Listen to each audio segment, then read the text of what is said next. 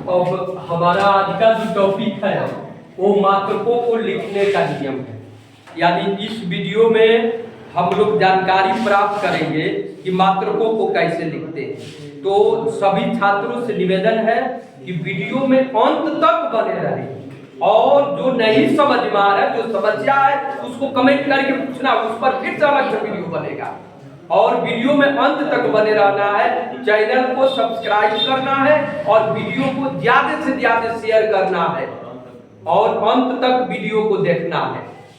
Clear है? ताकि आप पढ़े तो आपको समझ में आवे कि हमने पढ़ाया क्या और आपने पढ़ा क्या। क्लियर है जी? अब हम इस वीडियो में चर्चा करेंगे कि मात्रकों को लिखने का नियम, यानी हाउ टू राइट यूनिट्स। मात्रकों को लिखते कैसे हैं? तो मात्रकों को लिखने के लिए कुछ नियम है जी।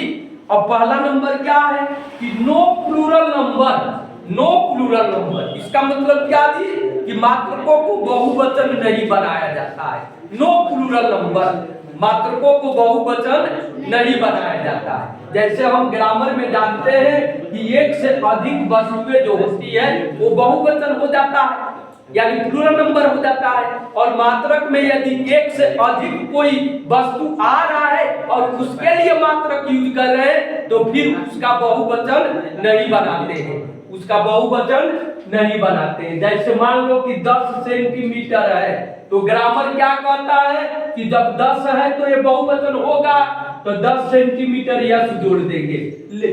लेकिन मात्रक के अनुसार, नियम के अनुसार दिस इज रॉन्ग, यह क्या है जी? गलत है। इसको क्या लिखेंगे? 10 centimetre, this is right. Clear हुआ कि नहीं मेरे भाई? यानी मात्रकों को कभी भी बहुवचन नहीं बनाया जाता है। क्लियर है? अब अगला एग्जांपल है, जैसे मान लो 15 केजी, 15 केजी कोई वस्तु ले रहा हूं तो ग्रामर क्या कहता है कि ये एक से अधिक वस्तु है, एक से अधिक केजी है, तो इसमें क्या जुटना चाहिए? यस जुटना चाहिए। लेकिन मात्रक कहता है दिस इज रॉन्ग। क्यों रॉन्ग? क्योंकि ये बहुवचन हो गया, तो मात्रकों को बहुवचन नहीं बनाया जाता है। तो इसका रियल क्या होगा जी?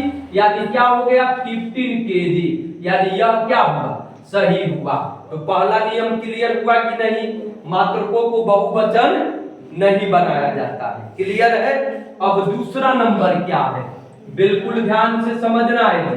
अब दूसरा नियम क्या है कि मात्रकों को हमेशा छोटे अक्षर द्वारा लिखते हैं। छोटे अक्षर द्वारा, छोटे अक्षर द्वारा संकेताक्षर में लिखते हैं। यानी मात्रकों को हमेशा किस में लिखते हैं जी? छोटे अक्षर द्वारा संकेताक्षर में लिखा जाता है।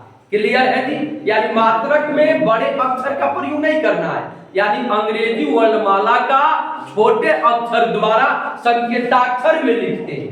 क्लियर है जी? संकेताक्षर का मतलब संक्षेप में लिखते हैं। जैसे सेंटीमीटर आ गया, क्या आ गया जी? सेंटीमीटर। तो अंग्रेजी में क्या लिखेंगे?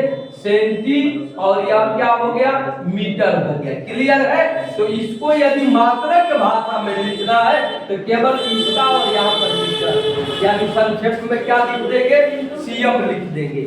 इसका मतलब ही हो गया सेंटीमीटर। क्लियर है जी? मात्रकों को संक्षेप में कैसे लिखते हैं समझ में आ रहा है कि नहीं? दूसरा आ गया आपका किलोग्राम। किलोग्राम, तो किलोग्राम हो गया द्रव्यमान का मात्रक। तो किलोग्राम पूरा न लिख करके इसको संक्षेप में क्या लिखेंगे? केजी लिखेंगे। क्लियर हुआ कि नहीं? पहला रूल क्या हुआ? क्लियर हुआ? पहला रूल है मात्रकों को बहुवचन नहीं बनाते हैं। दूसरा रूल क्या है कि मात्रकों को अंग्रेजी वर्णमाला का छोटे अक्षर का प्रयोग करते हुए संकेताक्षर में लिखते हैं, यानी संक्षेप में लिखते हैं। तीसरा नंबर क्या है जी कि मात्रक जब किसी वैज्ञानिक के नाम से हो, जब किसी वैज्ञानिक के नाम से हो, क्या जी? जब किसी वैज्ञानिक यानी साइंटिस्ट, जब मात्रक किसी साइंटिस्ट के नाम से हो, किसी वैज्ञानिक के नाम से हो, तब किसका प्रयोग करते हैं? तब बड़े अक्षर का प्रयोग करते हैं। तब अंग्रेजी वर्णमाला का बड़े अक्षर का प्रयोग करते हुए संकेताक्षर में लिखते हैं। तब किसमें लिखते हैं जी? संकेताक्षर में लिखते हैं और किसका प्रयोग करके? अंग्रेजी वर्णमाला के बड़े अक्षर का प्रयोग करके। कब? जब मात्रक किसी वैज्ञानिक के नाम से हो। अभी अब पूछोगे ना तुम कि अभी आपने कहा कि मात्रक हमेशा किसमें लिखते हैं? अंग्रेजी वर्णमाला के छोटे अक्षर का प्रयोग करके लिखते हैं। हाँ, अंग्रेजी वर्णमाला के छोटे अक्षर का प्रयोग करके लिखते हैं। कब? जब मात्रक किसी वैज्ञानिक के नाम से नहीं रहेगा तब। और जब मात्रक किसी वैज्ञानिक के नाम से रहेगा तो फिर उसके लिए अंग्रेजी वर्णमाला का बड़े अक्षर का प्रयोग संकेताक्षर में करके और तब लिखते हैं। समझ में आए कि नहीं जी? जैसे बल का मात्रक क्या होता है?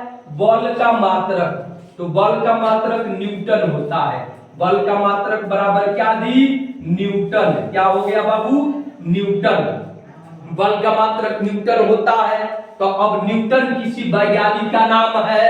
न्यूटन क्या है जी? किसी वैज्ञानिक का नाम है। तब इसका मात्रक जो लिखेंगे संक्षेप में कैपिटल एन लिख देंगे। समझ में आया कि नहीं?